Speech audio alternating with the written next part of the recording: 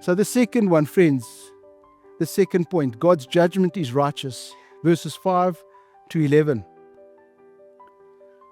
God's judgment is inescapable. Now we see it, God's judgment is righteous. Because of your stubbornness and your unrepentant heart, you are storing up wrath against yourself for the day of God's wrath, when His righteous judgment will be revealed.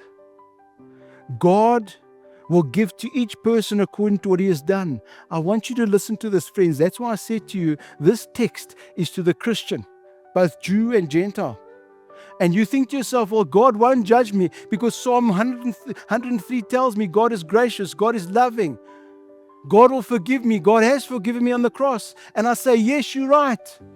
God has forgiven you on the cross, but God will still judge each and every one of us, including myself, for what you have done on this planet with His Son. Can I tell you something? I'm going to read it to you now this morning, friends, because I want you to hear it from me. Because I stand before God and I will be judged according to what I teach. And I will be judged harsher than you. I want you to turn to Ephesians chapter 2, verse 10. For you and I, listen to me, guys. For you and I are God's workmanship, created in Christ Jesus to do good works. That's what God's going to judge us on the good works.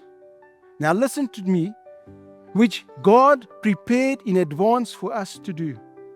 You see, friends, what I'm trying to say to you this morning, it's fine to come to church. It's wonderful to come to church. It's even great to tell people at your work or your school or varsity or even in the shopping centers that you're a Christian. It's brilliant. But what are you doing for Him? What areas in the kingdom are you working for God?